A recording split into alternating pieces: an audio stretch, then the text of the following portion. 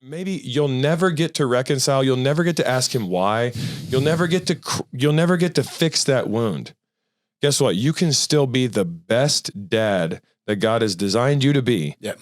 Because you have access to the Father by the Spirit to become like the Son. Yeah. And that's the point. That is so good.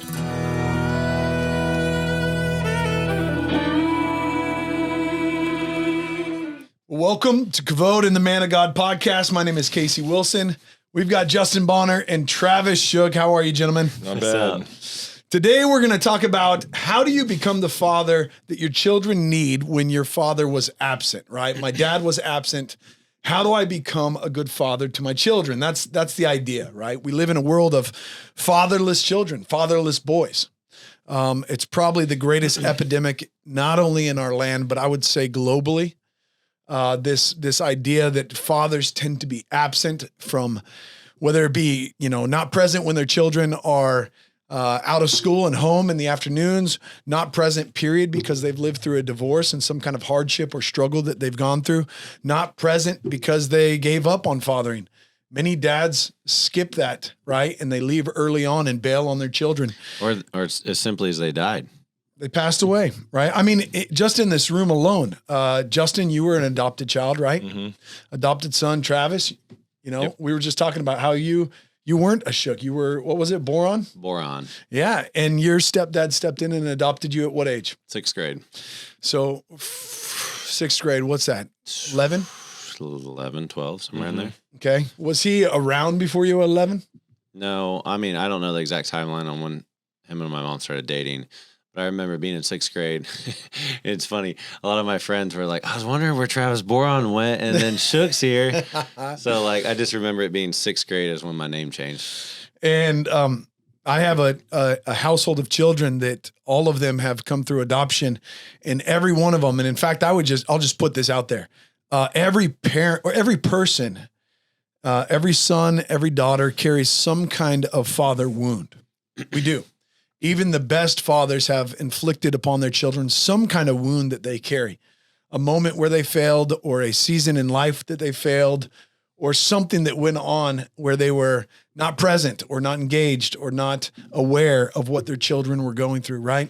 And that's because we as children, as sons and daughters of God, we were created in the image of God, and we long for that presence of a covering that is not sometimes present. I mean, the maker of heaven and earth, the one that made us, is a God that is always present, always able, always capable, all-knowing, someone who knows intimately what we're going through. That's the yearning that's inside every single person, and no man can live up to that. There's not a dad on planet earth that can live up to that responsibility, that impact, that measure.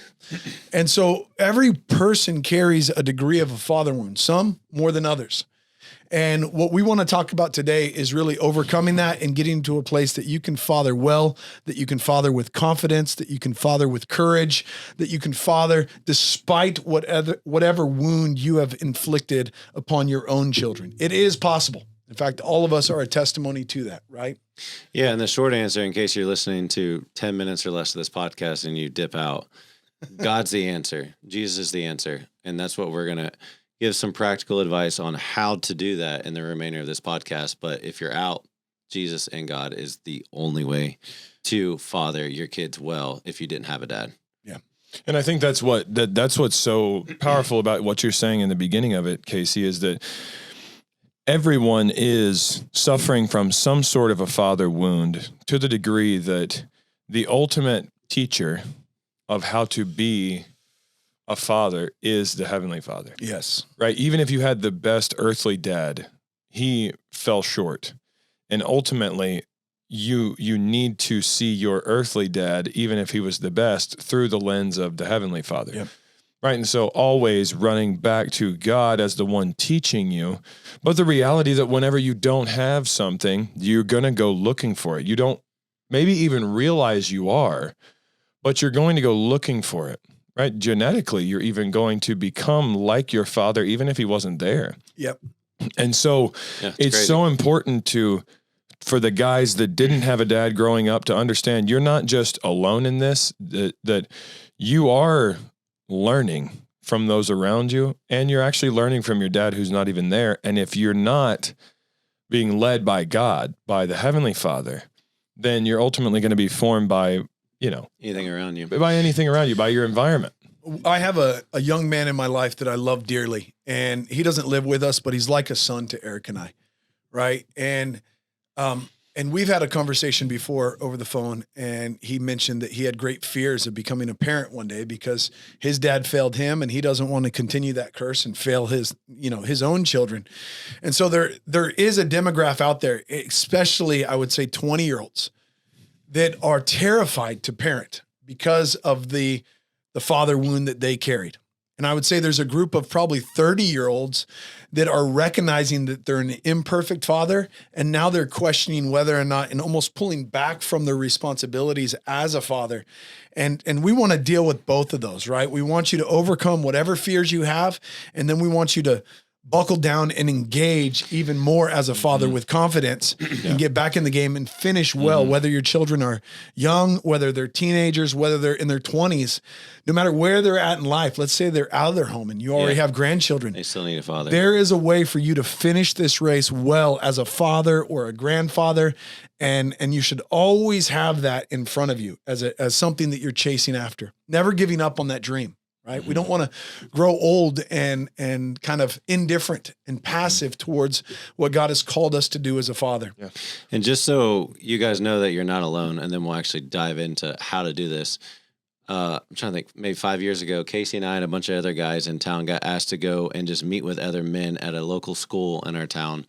And all these dads were getting together, and it was like a dad, I don't even know what it was, like huddle group time. Anyways, there's like 20 guys there, and all the dads are like, how do we father our kids? How do we know how to lead the boys and lead the girls and love on them and work? And how do we do this? We never had dads, is what basically all of them said. And whenever I'm in the grocery store, on the playground, anywhere I'm around other men, I look and see what they're doing, and I try and model it because I never had an example on how to do it. So many of my friends and family members that are my age, like there's 3 or 4 friends that I grew up with in high school, and we all married into the same family, just all the different sisters and cousins and everything. And most of them didn't have dads. Their dads were absent or their parents divorced. And a lot of times we've had conversations when we hang out, family get together. It's like, how do you do this? How do you do this? How do you do this? And I'm like, well, Scripture says this, I'm trying this, I'm doing this. They're like, we never had a dad present. And when he was drinking or wasn't around. So we're just flying by the seat of our pants trying to figure this thing out. And I was like, yeah, I feel you, like completely. But like, this is the route on how we do it. So one of Satan's greatest things that he tries to get you to believe is that you're alone and you're the only crazy person that struggles with this, doesn't know how to do it. He isolates you and just feeds you lies. So you're not alone. Most men don't understand this. But it's literally wired in your DNA on how to father. But sin corrupts that, and your selfishness corrupts that, and you don't know. But like like your default nature and how you want to deal with your son is different than your daughter, and you know that. Okay, so what you're saying is that the calling to father, it's not like a skill set that you get to pick and choose one day if you're a man.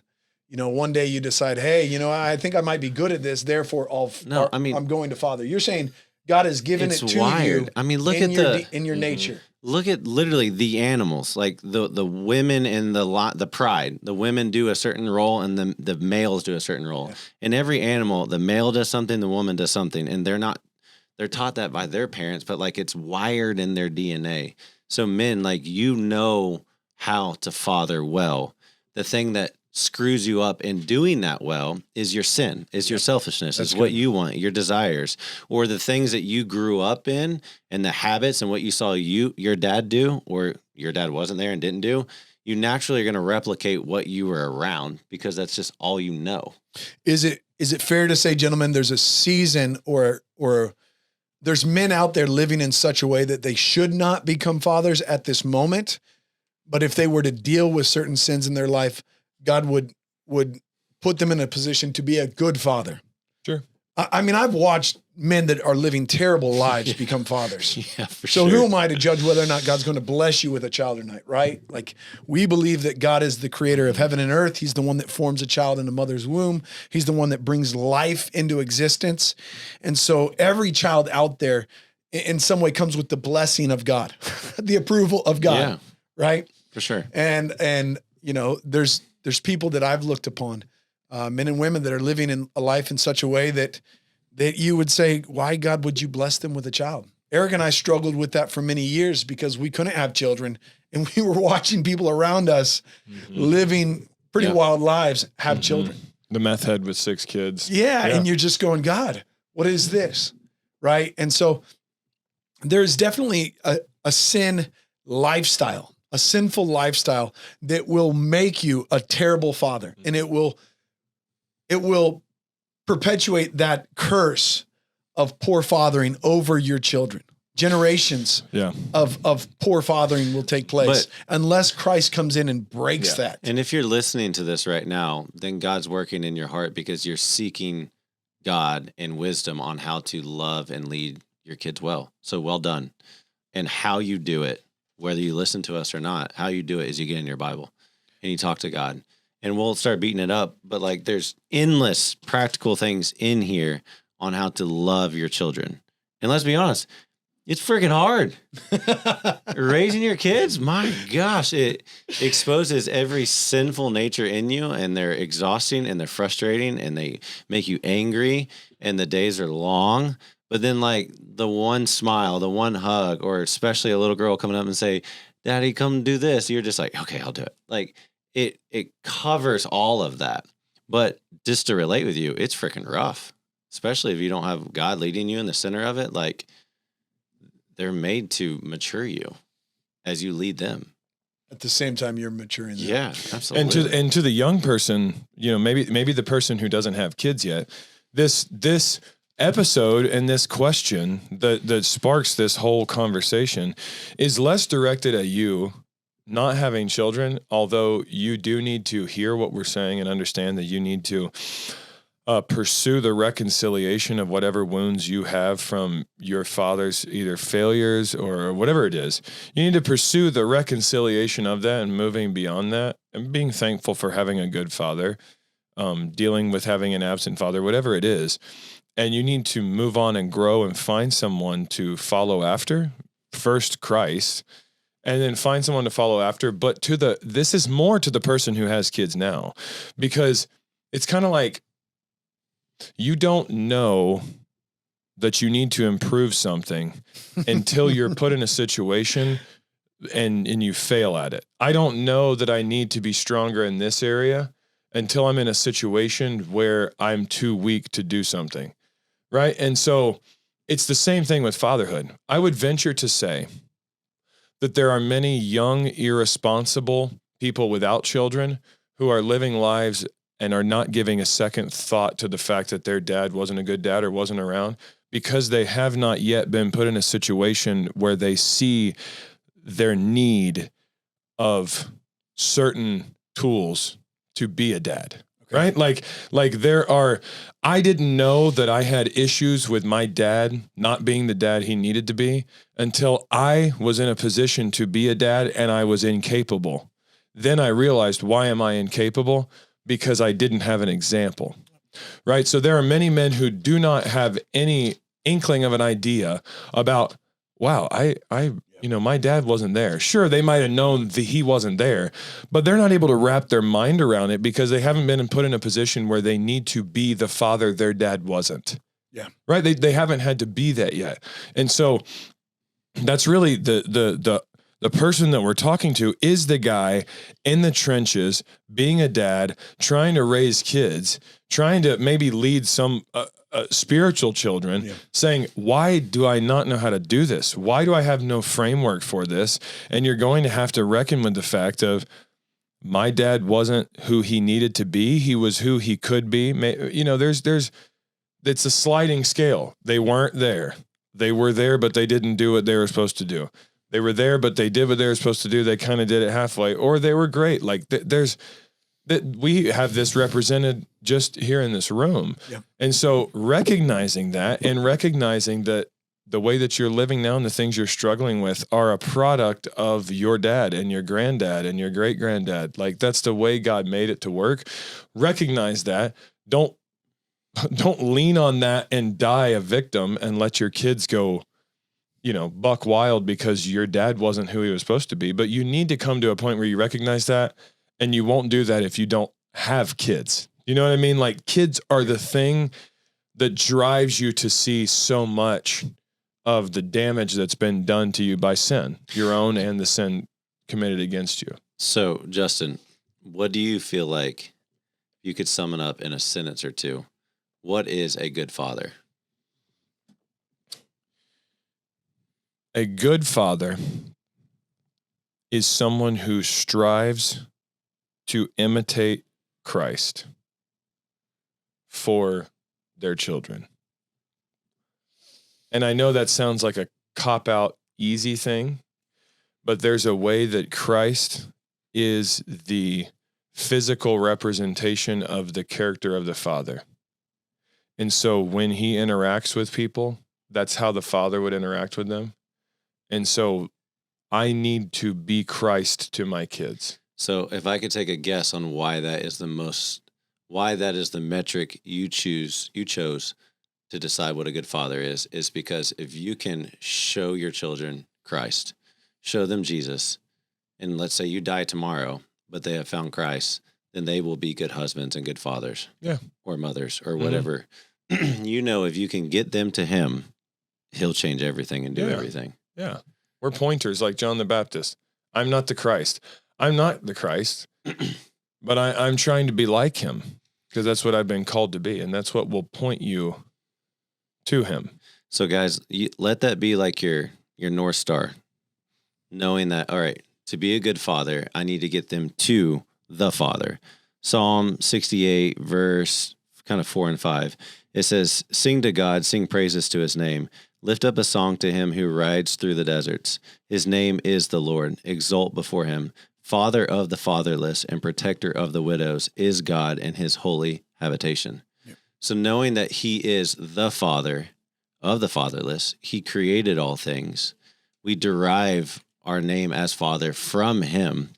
So if you do not have a father, never did, whether he chose alcohol or some sin or died, whatever the reason is, you have the Father and you have access to him through Christ. If you believe in Christ, claim Christ, believe what he did for you, you can go to the Father and he will guide you and love you and teach you and disciple you. And those things that he is doing for you are the things that you then do for your kids. And you're going to mess it up. You're not going to be great at it. But if you go back to him, like the same rinse and repeat process, we understand that we follow Christ. We understand that we are sons of God. That is where we rest and live and have our being and everything.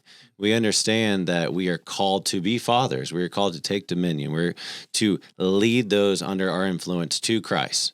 And then the next part's kind of the forging. You're going to suck at it at first because you're new to it. And then also we're dying to sin daily and we're choosing Christ. And as you work that out, you'll become to get better at it, more mature at it. You're sharing those lessons with your son and daughter.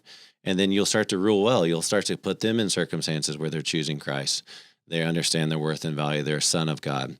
I tell my kids all the time, if I die today, what are you going to do? And most of the time, they just give me a hard time. They're like, I'm going to make a bunch of money and that's all I'm going to worry about. And I'm like, I look at them and they're like, no, I know Jesus. I'm like, okay, good. But like, what does that mean? They're like, it's whatever he says in the Bible. Like, I'm chasing after him. I'm pursuing him. That's what I want. So to make it as simple as possible, guys, the pursuit of being a good father and the metric to see if you are moving in the direction of being a good father is pointing them to Jesus, sharing with them your high moments, your low moments with Christ, teaching with them what God is teaching you in an age appropriate form where they're going to retain it. Like, that is the metric of moving in the right direction. And how you do that changes case by case in age and if they're girl or boy and all the different things. But like, the simplicity is him. He has the answer. He's going to walk you through it the same way he's walking you through it as a son. Yeah. Can I expound on that a little bit more? Yeah, please. What Justin is sharing, I mean, it might sound too simple to say that a good father is one that leads you to God, one that leads you to Christ. But if you understand the human need, we as individuals, our greatest need is actually to be restored back to right relationship with God. Our greatest need is not that we would have more skills. It's not that we would be better as a carpenter or better with our finances. It's not better that we be better with our nutrition or be more fit. Like those aren't our great needs. Our great grand need is that we would be made back into healthy relationship with God. This is what Christ primarily came to do, right? John 1:12, but to all who did receive him, to those who believed in his name, he gave the right to become children of God. Galatians 4:5, Christ came to redeem those under the law that we might receive adoption to sonship. And so the father wound, you're born with it. It wasn't just something that was inflicted by your own natural, physical father. The father wound, you're born with it because we're born into a fatherless world where we're actually, Separated, fallen world, where we're severed from our relationship with God the Father. Mm-hmm. And so the gospel is the thing that shows us how to be made right, to be redeemed back to right relationship with your spiritual father. And so at the core of the gospel is sonship. It's daughtership, right? It's the nature of being made a child again. And I want to caution, I guess, give a warning to staying in the camp of the father wound. Yeah. Because that is very popular and has been, for a long time now. I remember whenever I first really started walking out and understanding who God was and my worth, and he's my dad, and I was like, this is amazing. And then I started realizing my real father, my biological father, has never been in my life. Like my mom divorced when I was 2 or 3, left. He's been in and out of jail. I don't even know if he's alive. And like once I started understanding the value of a father, I started being like, well, my dad never knew me, never cared to know if I was alive, and just started going through this wallowing process, which it's good to understand the need of a father and to see where your father, longing. and where your father might have dropped the ball. You can grab wisdom from that, but don't wallow in that because you'll stay a victim, like Justin said earlier. Because whenever I started that, God very clearly, like in the moment when I was like, oh, where's my dad? He plain as day was like, I was always there. You have no excuse. I, as in God, was telling me, I was always there. Don't go down that. It's good for you to understand the value of a father and what a father should be and what he should have done, and you're going to be that for your kids. Yep. But don't wallow in the fact that he wasn't, because I was there. And I was like, okay, that's heavy. And then I started thinking back on all the times that, like, just the things that he's blessed in my life and what he's taught and led me through. And like, he knows how many hairs are on your head. He knows everything about you. He's been through the highs and lows with you, and he's there. He knows everything. Just turn to him. Yeah. There's a great picture of this when it comes to Noah, right? Post-flood, Noah was the Lone Ranger righteous man pre-flood, right? Yeah. He was the one that everyone looks to as the one who was preaching. What was it? It says that he was preaching for 100 plus years, and he had 8 converts that boarded the ship with him. Like that's what he was doing, right? Preacher of righteousness. Yeah, preacher of righteousness.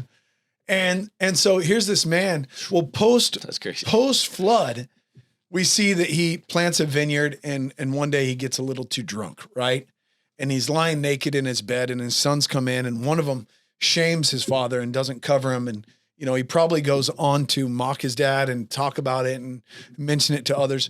2 brothers walk in, and they cover their father, physically cover their father. So that way his nakedness is not exposed. And when it comes to the father wound, you get to make a choice in this life. Are you going to be like Ham, that is constantly living under the identity of a father that is naked and drunk, meaning that that's who I am? Look at my dad. He was a naked drunk, and that's why I am what I am. Blaming your father for the lifestyle you've lived, or you can be like the other 2, right? Shem and, why am I blanking? Japheth, who cover their father, and they say, no. Our dad wasn't perfect, but he is a man worth covering, and I'm going to go forth and live the life that God has called me to live. Mm-hmm. And I can do that without having to live a life exposing my father's nakedness. My dad was not a believer, still is not a believer today, right? My dad was a good father in the sense that he taught us many godly attributes without knowingly doing it. He was a hard worker. He was faithful. He was consistent. He gave time. He was loving. He was gracious. He displayed love, kindness, mercy, like long suffering with us in many ways that helped me tune my nature, tune myself towards goodness, the nature of God. Therefore, when I came to know Christ, I could see That's where that's coming from. And don't, I do want to say as a note, one of the things when you start dredging up the father wound is that you can end up dishonoring your father and mother and breaking the sixth commandment. Fifth. No, you're right. You can break the fifth commandment and dishonor your father and mother. And you need to understand that even if they're unregenerate, godless people, you need to rejoice and thank God that the good that came through them to you was Christ. Like, even if they weren't doing it on purpose, like you said, the only good the unbeliever ever does is when the unbeliever accidentally acts like Jesus. Yeah. Right? Displays him. That's what you are striving to do. I love this little, almost seems like a little throwaway line in Galatians chapter 4.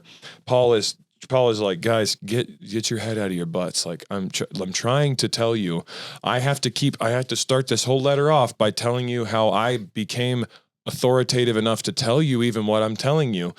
And he just has this little line where he says, my children, with whom I am again in labor until Christ is formed in you. He goes on to talk about, I could wish to be present with you. He's talking about the covenants, but there's just this little line where he says, with whom I am again in labor until Christ is formed in you. And that is the picture of who you're trying to be for your kids. But also that's how you need to look at your dad, like your dad, even if you know nothing about them, then thank God for any of the ways that Christ was formed in you, even accidentally, so that you don't let a root of bitterness grow and you actually end up hating an image bearer of God who might not be right with the Lord, but who God has said you need to honor. God didn't say honor your father and mother if they honor me. He said honor your father and mother. I love this passage in Psalm 27. David saying, hear, O Yahweh, when I call with my voice, be gracious to me and answer me. On your behalf, my heart says, seek my face. Your face, O Lord, I shall seek. Don't hide your face from me. Don't turn your slave away in anger. You've been my help. Do not abandon me and do not forsake me, O God of my salvation. And then David says, for my father and my mother have forsaken me, but the Lord will take me in. Now, I don't know what that means for David personally. We don't get those details. Yeah. But all I know is the only scene with his dad acts like he doesn't exist. Samuel says, bring out your sons to me. And then he says, is there anyone else? Surely Samuel thought that was rhetorical. Do you have any other sons? I know I said, bring out all your sons, and you brought out men. I shouldn't have to ask, but are there any more? Yeah. And he says, actually, yes, but he's out in the field. Like, surely you don't want him. Right? So it would lead me to believe, I mean, there's that one verse where it says that he was conceived. He says, I was conceived in iniquity. I'm not making a theological stance on the fact that there was some weirdness going on in how he actually came to be. But I am saying that what David just said is, my father and my mother have turned their back on me. That might be referring to the way Jesse treated him. He might be speaking broadly. I don't know. But what he just said is that your father wound is not an excuse because Yahweh will take me in. Yes. The Lord will take me in. And you are actually spitting in God's face when you dwell on the father wound. Address it, cry about it, call your dad, tell him that he failed you, and thank him for the ways he was there for you. Pray with him, pray for him, and then freaking grow up and move on and thank God that he never left you. He never forsook you. He was always there.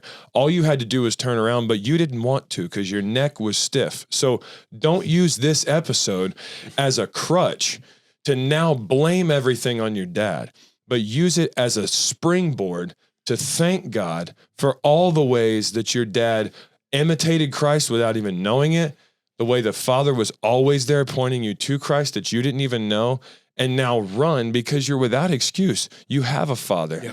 You have a Father, and he tells you, are you going to give a scorpion to your kid if he asks for bread? Are you going to give a snake? Are you going to give? No. And you're evil. How, if you, being evil, give good gifts to your children, how much more your Father is in heaven?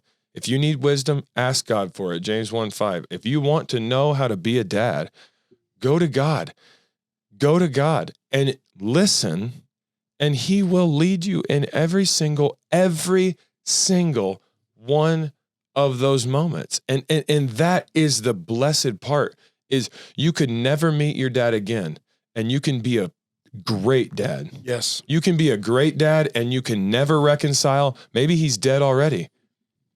Like maybe he's dead already and you never got to reconcile. Maybe he's in prison or something, and maybe you'll never get to reconcile. You'll never get to ask him why. You'll never get to fix that wound. Guess what? You can still be the best dad that God has designed you to be. Yep. Because you have access to the Father by the Spirit to become like the Son. Yeah. And that's the point. That is so good. That is so good. Let's finish. Can we give them some tools on how to be a good father now that we've dealt with that? Because what we ended up talking about, I don't know if we intended to or not. This is pretty much primarily part of the issue that's keeping you from becoming a good father. If you are so hung up on what your dad has done, you're stunted and you can't move forward. Right? You really are. You're holding back from naturally what should overflow from you if you could forgive and love and move forward. Right? Yeah. And when you do that, there's a portion, I know you don't have a full Bible, so you may have to borrow Travis's. You got the Psalms and Proverbs there, right? For? Dang, stirring the pot here. 1 Samuel, there's a portion, and it's a picture of really how Israel is restored back to right relationship with God. But I think there's 4 things that Samuel points out that should take place in Israel, and they do them.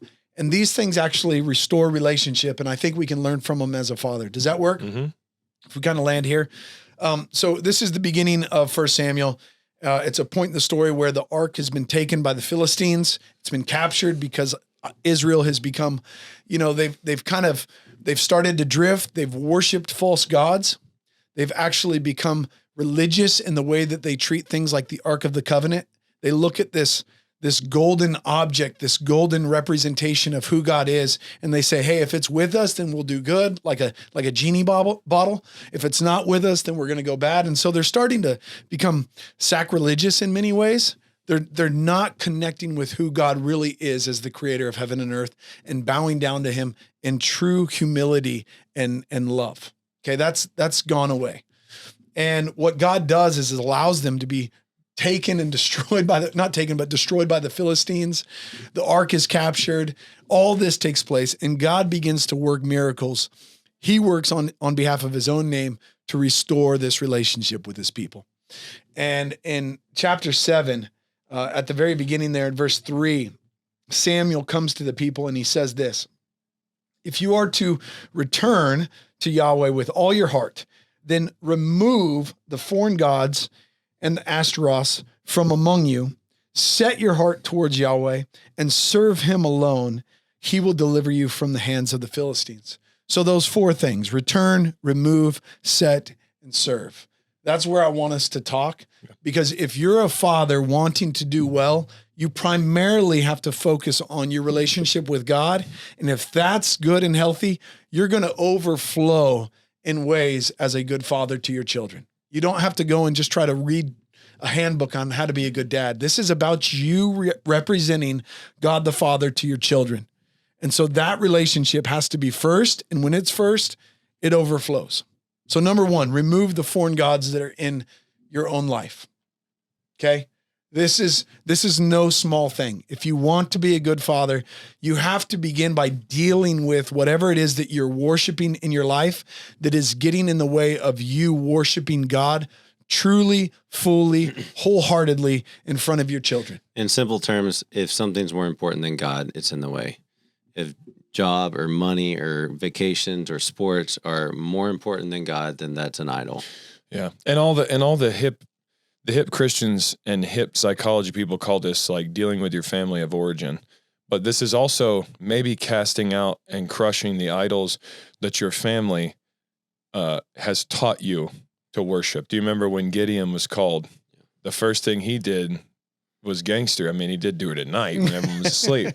But he went out and he smashed the Ashtoreth. He smashed the giant, sexual totem pole in the Deity. middle of town. Yeah. He went and crushed it, and they all wanted to kill him, remember? Yeah. And his dad was mad at him. His dad was upset.